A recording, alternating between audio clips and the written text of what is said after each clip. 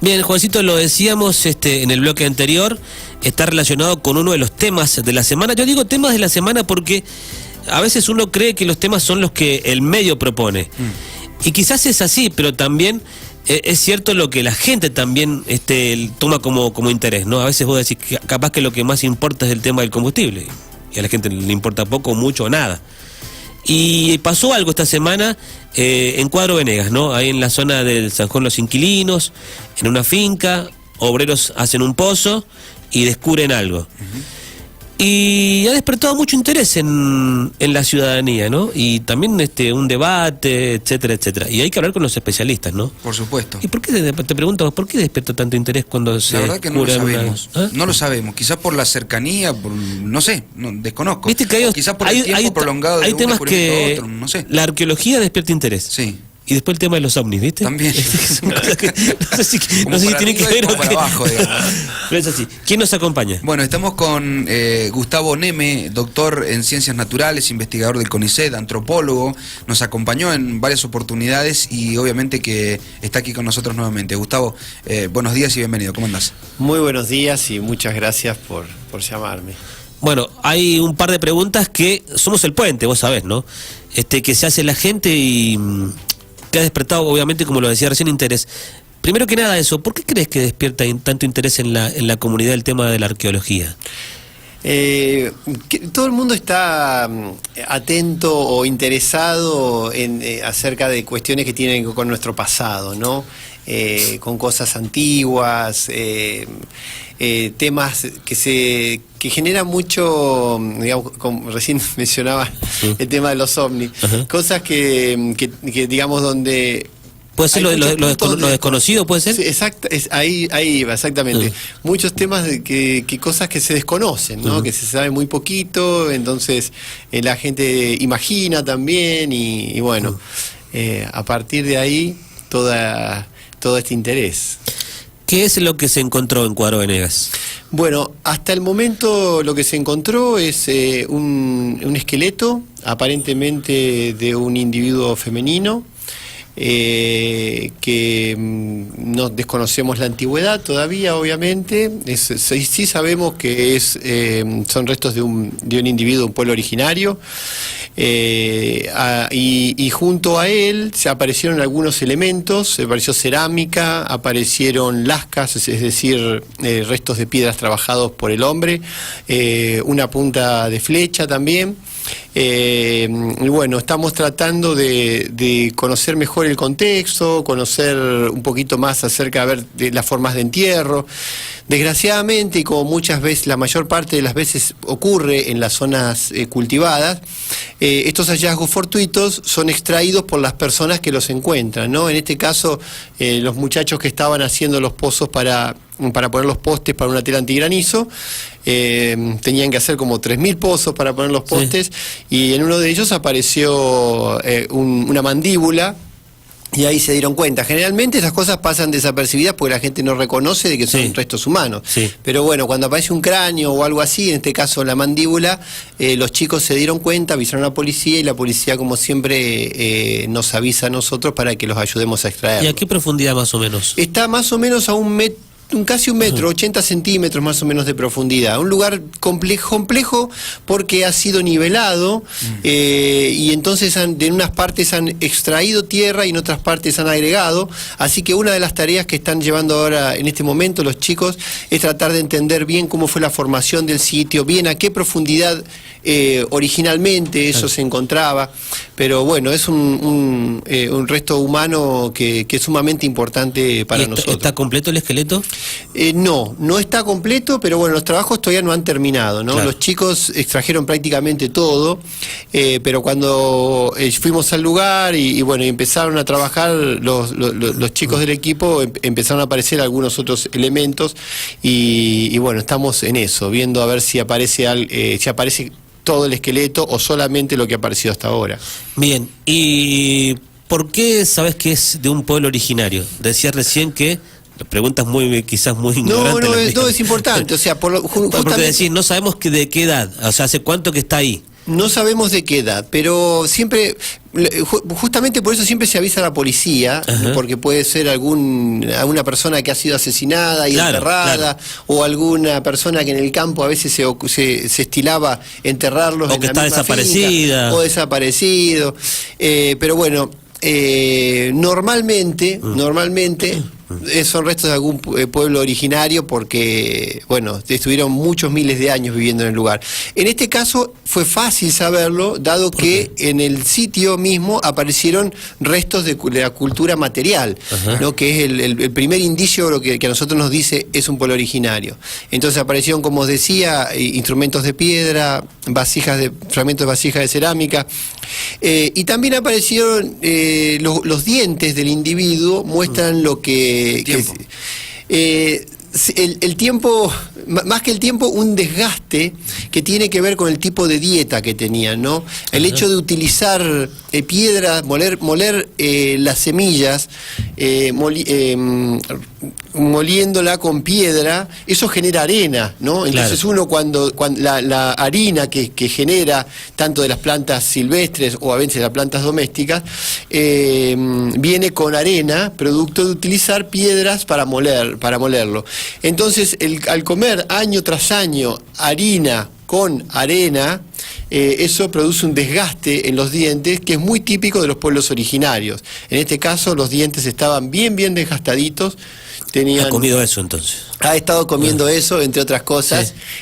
No se ven caries, por lo menos hasta el momento. Igual, bueno, hay un equipo ahí que está trabajando, que son especialistas. Por suerte tenemos una chica que es Eva Peralta, que se dedica al estudio de los restos humanos, las patologías de edad, sexo, actividades y demás, que se puede saber a través del análisis de los huesos. Ella está trabajando ahora en eso y bueno, vamos a tener algunas novedades pronto. ¿Se sabe de qué edad más o menos? No. Sí, aparentemente es una mujer, un individuo femenino y bastante adulto, digamos, viejito podría ser. Bien. No, la verdad que si les digo la edad ahora, no, le estaría mintiendo, pero tiene dos indicios, me decía esta chica, Eva, que indicaría que es una persona, una viejita. Por un lado, este tema de tanto desgaste en los dientes, y por otro lado también se ve que tiene las cavidades alveolares están como cerradas, quiere decir que perdió algunos dientes muchos años atrás y por lo tanto la mandíbula se retrae y se cierran los agujeritos donde iban los dientes. Eso pasa con las personas adultas que han perdido los dientes hace muchos años. Los agujeritos donde iba el diente se van cerrando y bueno, eso es lo que se ve en la mandíbula. Así que es probable que por el desgaste más ese otro elemento... Era una viejita. Una viejita, sí. Bien, y por el tipo de alimentación que describías recién, ¿a qué tipo de pueblo originario corresponde para más o menos ubicarnos en el tiempo, no? Sí, uno viendo eso y la presencia de y además cerámica, el lugar. El lugar donde fue claro. O la obsidiana, por ejemplo, este elemento. Exactamente, sí, bueno. No les digo en términos que no se saben. Perdón, la piedra, recordad que hay mucha gente que está escuchando. No, tenés razón. Pero perfecto. Lo felicitamos igual. Sí, lo felicitamos. Sí, era la punta de flecha, es una punta chiquitita, una punta de arco, ¿no es cierto? Cuando son bien chiquitas son de arco y flecha. Recuerden de que no siempre se usaba el arco y la flecha, sino que antes usaba la lanza. Después se usó la lanzadera, que es el instrumento que más tiempo se utilizó y el más desconocido llamativamente para toda la gente. ¿Qué es eso, la lanzadera? La lanzadera o atlatl o estólica, depende del país donde se encuentre, es un palito que en un extremo tiene como un ganchito donde se ponía la flecha y se lanzaba de esta manera, así, catapulta. Como una especie de catapulta. Así, es algo muy sencillo. Es lo que siempre digo, uno tiene dos palancas en el brazo, ¿no? El radiocúbito y el húmero. Pero con este palito uno agrega una tercer palanca, entonces le da mucha más potencia. Y la lanzadera fue el elemento más utilizado durante la prehistoria en todo el mundo, no solo acá en la región. Y fue, siempre digo también, que el elemento que nos permitió subsistir como especie y alimentarnos durante decenas de miles de años. Es increíble que ese elemento tan simple y tan tan efectivo haya sido nuestra forma de subsistencia durante tanto tiempo y tan desconocido para la gente, ¿no? Que siempre se acuerda del arco, que nuestra región no tiene más de 2000 años. Así que yendo a tu pregunta, Bien, ¿de qué pueblo más o menos? Estaríamos hablando con seguridad de los últimos 2000 años, por la presencia del arco y por la presencia de la cerámica, dos elementos que llegan a la región hace unos 2000 años. Pero es probable que sea de 1000 años atrás, ¿no? Sabemos que es digamos, por el contexto uno podría decir que entre 1000 y 2000 años de antigüedad, pero es algo que vamos a saber con seguridad cuando le hagamos... Mucho. Sí, es bastante antiguo. ¿Y hace 1000 años qué pueblos? Hace 1000 años había pueblos que no sabemos su nombre, justamente. Es otra de las cosas. Sí, porque mucha gente dice, bueno, ¿qué serán? Puelches, no, nada que ver. Puelches, pehuenches, Huarpes. Es mucho antes, ¿no? Mucho antes. O sea que esta viejita no es quizá, es antes de los puelches, antes de todo eso, ¿no? Probablemente. Hay que corroborarlo con un fechado de carbono 14, que es lo primero que vamos a hacer, mandar una pequeñísima muestra para conocer la antigüedad y saber mejor la dieta de esta persona. Pero bueno, lo más probable es que sea de un pueblo previo a los huarpes, puelches, pehuenches, mapuches. O sea que había gente todo. acá. Qué bueno. ¿Qué? Había gente. Hay gente en nuestra región desde hace unos 10.500 años más o menos. ¿Cuánto? 10.500 años en nuestra región. Sabemos eso por los hallazgos en la Gruta del Indio, acá en el Escorial, que las excavaciones que hizo la Giglia, donde aparecieron estos restos humanos, junto a restos de fauna extinguida, ¿no? Huesos de caballo extinto, de megaterio, un perezoso gigante, macrauquenia, una especie de como de guanaco, como con trompa, unos animales muy particulares que vivían en nuestra región y que alcanzaron a conocer las primeras poblaciones humanas. ¿Con quién estamos conversando, Juancito? Estamos con Gustavo Neme, antropólogo. Él es doctor en ciencias naturales, investigador del CONICET. Nos está acompañando por este increíble hallazgo en Cuadro Venegas, en el Zanjón Los Inquilinos. Es una viejita, ¿no? Es una viejita. ¿Tiene nombre, Gustavo? ¿Se le otorga un nombre o no? Lo ponemos normalmente... Bien ahí. Está afilado. Normalmente se le pone el nombre del lugar donde se encuentra, ¿no? Había un esqueleto ya del Zanjón Los Inquilinos que llevaba ese nombre y ahora lleva el nombre de la finca donde fue encontrada. Flores, exactamente. Calza también, ¿no? El cartelito de las primeras fotos al nombre finca Flores. Y desde ya nuestro agradecimiento al dueño de la finca que nos está permitiendo, en este momento está un grupo trabajando y excavando, nos permitió acceder y con mucha amabilidad y colaboró en todo lo que pudo con este hallazgo. ¿Están trabajando en la zona entonces ustedes? ¿Han cercado ahí? Sí, se ha acercado el lugar y bueno, estamos trabajando al lado de los chicos que están haciendo los pozos para enterrar los postes para la finca, para la malla antigranizo. ¿Y esto qué decías? ¿Se ha encontrado una puntita de flecha y también cerámica, decías? Y también cerámica, una cerámica negra. ¿Eso qué es casualidad o porque la enterraron con eso? Mira, es una muy buena pregunta. Por lo que ve, digamos, utilizando la experiencia, los años, la vejez mía, uno podría intuir de que ese es un sitio arqueológico donde fue enterrada una persona. No es parte de un ajuar, como se dice, ¿no? De una persona que la enterraron con su olla, con algunos elementos de ella, no. Por lo que está apareciendo, uno podría decir, en ese lugar estuvieron viviendo, comiendo, cocinando, procesando cueros y demás, confeccionando ollas, y ahí mismo enterraron a la persona. Entonces, no parece que fue parte de un ajuar, sino que en ese lugar... que ahí vivían. Ahí vivían, enterraron, entonces aparece todo, un poco el entierro conjunto con... O sea que no se descarta que se pueda encontrar otras cosas ahí en la cercanía, ¿no? Exactamente, no. De hecho, sí, aparentemente hay algunas otras cositas, así que estamos también chusmeando un poquito todos los pozos que han hecho los chicos y viendo qué es lo que hay. Gustavo, el Zanjón Los Inquilinos es un lugar bellísimo, ¿no? Y hay, obviamente en el Zanjón hay una calle donde transita mucha gente. De ese lugar, ¿está muy lejos? ¿Está metido para dentro de la finca, en el medio, en un lateral, digo, por el paso de la gente en los años, ¿no? Sí, no, está bien en el medio de la finca, en el medio de una plantación de ciruelos, y está cerquita del Zanjón, serán, no sé, unos 80 metros Claro, del por Zanjón. el agua también en el pasado, digo, ¿no? Sí. Pero está como aislado del paso de la gente, solamente está siendo alterado por producto de las actividades agrícolas en el lugar.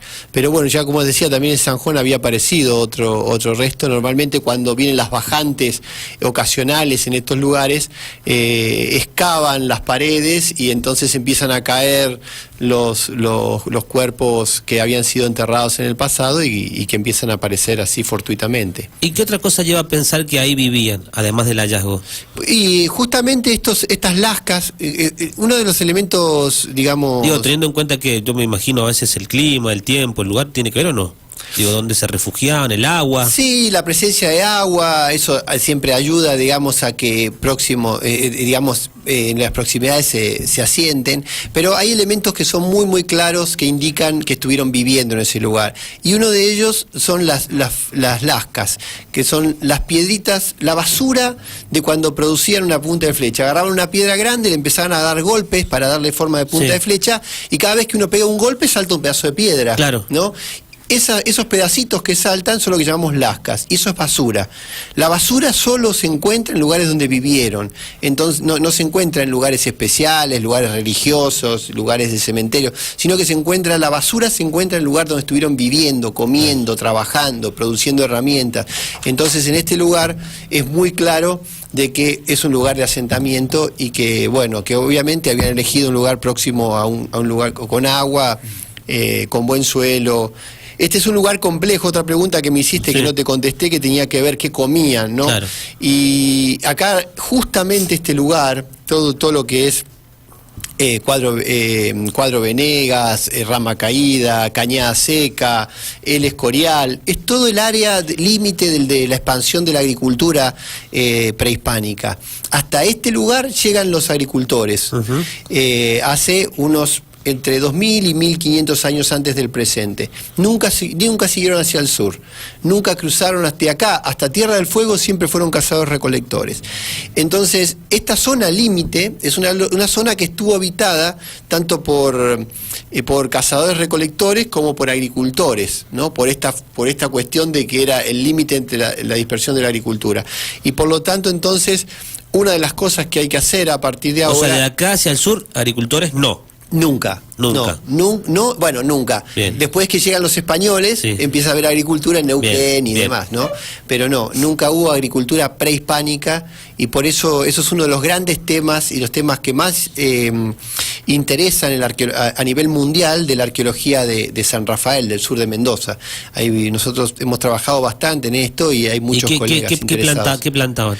Y acá plantaban maíz, zapallo, poroto y quinoa. Sí. Esos cuatro, lo que llaman la tétrada americana, son los 4 principales cultivos americanos. Bueno, tenemos restos de los 4 acá en el sur de Mendoza, fundamentalmente maíz, pero acá se encontró también zapallo, poroto y quinoa en nuestra región. ¿Y carne? Sí, carne sí o sí, porque hay restos de animales de guanaco, sobre todo en esta zona acá de lo que sería el monte y la Sierra Pintada. Sí. Hay mucho piche, hay huevos de ñandú, hemos encontrado mara también, hay muchos restos de aves de distinto tipo, pero también guanaco. Entonces, no sabemos, hay que ver si esta persona en particular era cazador-recolector o era agricultor, dado que se encuentra en el límite. Hacia el sur uno sabe que son cazadores-recolectores cuando se encuentra. Hacia el norte uno sabe que podía ser agricultores después de cierta fecha. Pero acá hay que hacer todos los análisis pertinentes para poder conocer. Esto es como la frontera, ¿no? Claro. En la frontera, exactamente. Y por eso es un registro arqueológico tan rico y tan complejo, porque hay restos de distintas formas de vida, muy diferentes. Y aparte... No hemos cambiado mucho, te digo, en San Rafael, ¿no? Seguimos siendo igual. No sabemos si estamos en el norte o en el sur, estamos en la mitad. ¿A qué nos dedicamos? Nos dedicamos un poquito a la agricultura, un poquito al turismo, un poquito a la minería, no sabemos a qué nos dedicamos. A la ganadería también. No sabemos a qué, pero... Eso fue. ¿Tiene que ver eso o no? Tiene que ver. No, estoy diciendo un disparate. No, vos sabés que... Nos ha quedado en los genes eso, ¿eh? Vos sabés que te iba a decir, no tanto por el tema de los genes, sino que hay lugares... ¿Es amargo o es dulce? Está frío, ¿querés? Vamos. No tanto en los genes, pero lo que tiene mucho que ver... gracias. ¿Con quién estamos charlando? Estamos Así con se toma el mate. Gustavo Neme, Es lo él peor es pechazo con el mate. Antropólogo. Estamos hablando de este increíble hallazgo allí en el San Juan Los Inquilinos, en Cuadro Venegas. Gustavo es doctor en ciencias naturales, es investigador del CONICET y nos está acompañando. Eso aquí es en femenina, una persona Flores. mayor. Y tiene nombre, se llama nombre. Flores ya, ¿no? Por el lugar donde se halló. Flores. Ahí, que no se confunda porque el hombre de Flores, que es un hallazgo reciente, ha sido uno de los grandes descubrimientos de esta última década, que son unos individuos muy pequeñitos, más chiquitos que los famosos pigmeos, en el área de las Filipinas, se encontraron, que son parte de nuestra familia de evolución, digamos, homínida, y que convivieron con Homo sapiens sapiens, convivieron con nuestra especie. Sí. Es un hallazgo sumamente interesante. Sí, el hombre de Flores. El hombre de Flores se llama. Sí, ¿Eso en Filipinas? En las Filipinas. ¿Y cómo eran de grandes, de altos? Y tendrían más o menos 1 metro 10 de altura, bien pequeñitos, con todas nuestras características. O sea que el Señor de los Anillos está... no es una mentira, ¿no? No está tan lejos, exactamente. ¿No? Está tan lejos. Hemos tenido de todo en la humanidad, ¿no? Y es muy interesante porque ¿Cómo lo plantea? convivió con nosotros hasta... Eso te ayer, iba a decir. podríamos decir. Era Más, un o menos, desarrollo. más o menos hasta la época que acá había personas viviendo en la Gruta del Indio, ¿no? Hay, como yo les decía, 10.500 años. Creo que los fechados más recientes tienen algo así como 11.000, 12.000 años de Si no antigüedad. estamos hablando de millones de años. No. Estamos hablando de miles de años. Es una especie de homínido que llegó casi hasta nuestros días, ¿no? Y que vivió en islas. Pero volviendo a algo que habías dicho, Sí. que habían preguntado ustedes, y que que hoy en día todavía no sabemos bien qué somos los sanrafaelinos, y que Sí. hacemos ganadería, que agricultura, que turismo, bueno. Esto muchas veces está marcado no por nuestros genes, sino por el ambiente. Nosotros también estamos en un área de transición. El San Rafael es el último límite hacia el sur de la dispersión del monte. Uno cuando cruza la Cuesta de los Terneros va a haber un ambiente completamente distinto, ¿no? Un ambiente donde no hay algarrobos, por lo menos estrato arbóreo, prácticamente no hay chañares, disminuye mucho la cantidad de jarilla y demás, y empieza ya la transición a lo que es la Patagonia, ¿no? Y es un ambiente que es muy hostil para la agricultura porque tiene precipitaciones invernales, primero que nada, a diferencia de nosotros. Estamos tan cerquita y acá llueve en verano. Y cuando cruzamos la Cuesta de los Terneros, las lluvias son principalmente invernales. Y eso es muy importante para el desarrollo de la agricultura, porque las plantas necesitan agua en verano. Puede llover poquito, pero si llueve en el verano, en la estación que necesitamos, uno puede hacer agricultura. Y puede llover mucho, como en algunas zonas de la Patagonia, pero al llover en invierno las plantas no pueden aprovechar el agua y por lo tanto no es bueno para la agricultura. Así que justamente esta diferencia ambiental es la que generó en el pasado y genera hoy esta transición hacia el uso de la ganadería, y por eso el sur de Mendoza es tan importante desde el punto de vista de la ganadería, con unas manchas de agricultura por acá y por allá, y centros invernales y demás, ¿no? Que están, digamos, potenciados por la presencia de nieve invernal. Así que el ambiente no solo condicionó las poblaciones en el pasado, sino que hoy también nos condiciona, aunque a veces no lo querramos aceptar como tal. ¿Qué pasa desde el punto de vista ético, si es que la palabra cabe, ¿no? Cuando se encuentra porque no deja de ser un humano, ¿no? Más allá de que pueda ser interesante, importante también desde el punto de vista científico, ¿qué pasa cuando sacas ese resto de la Tierra? Y eso es una ¿Se pregunta. respeta, no se respeta? Quizás su familia la puso ahí por algo, ¿no? ¿Qué hacemos ahí? Sí, exactamente. Ese es un punto sumamente importante de un debate, digamos, también muy profundo hoy en día, que tiene que ver con el pedido de los pueblos originarios, que quieren que algunos de sus restos queden en su lugar. Obviamente la extracción de estos restos por lo menos la que hacemos los arqueólogos, tiene que ser muy cuidada, respetuosa y demás, muchas veces consensuada con los pueblos originarios. Nosotros tenemos una enorme cantidad de ejemplos de eso, digamos, hablamos con las personas que viven ahí, a veces también con los puesteros, ¿no?, que viven en ese lugar y que les pedimos permiso si les parece, si no. A veces también se hacen devoluciones de ese material. En este caso, bueno, fueron extraídos básicamente por los operarios que estaban haciendo los pozos, no por los arqueólogos, ¿no? Entonces, normalmente en estas zonas de agricultura pasa mucho eso, y no son extraídos de la mejor manera. Pero bueno, eso escapa a los arqueólogos y bueno, igualmente agradecemos a las personas que los encuentran, porque si no se perderían. A veces mucha gente tiene miedo de que uno les intervenga al campo, sí, les deje, no les permita hacer las actividades que tienen que hacer, entonces no avisan, tiran toda la basura, digamos, hay muchos ejemplos de eso. ¿Sí? Sí. Y por eso es muy importante hacer docencia, explicar a la gente que nosotros no vamos a perjudicar a nadie, que lo único que queremos es rescatar el patrimonio arqueológico, sacarlo de la mejor manera, para estudiarlo, conocer y aprender de ellos acerca de nuestro pasado. Bien, Juancito. Bueno, Gustavo Neme con nosotros, antropólogo. Estamos hablando de este hallazgo tan importante también, haciendo un poco de docencia, como tal lo decía. Él es doctor en Ciencias Naturales, investigador del CONICET, y se sigue elaborando en la zona, ¿no?, para recopilar un poco más también, ¿no? Sí, están ahora trabajando un equipo a cargo de Miguel Giardina. Está Paz Pompey, Miriam Ayala, Eva Peralta, hay gente de la Tecnicatura de Malargüe del Tecona, la Tecnicatura Ambiental de allá, que colabora con nosotros, y bueno, están tratando ahora más que nada, de recuperar el contexto en el cual estaba ese individuo que fue extraído por los operarios de la finca, y que nos va a permitir a nosotros mejorar la idea de la cronología, de cómo fue enterrado. ¿Se puede saber si fue mamá esa viejita? No es una pregunta para mí, pero es interesante. Le vamos a preguntar a Eva Peralta, que es la bioantropóloga y la que se encarga de conocer y eso. Después tengo otra más también. Es probable que sí.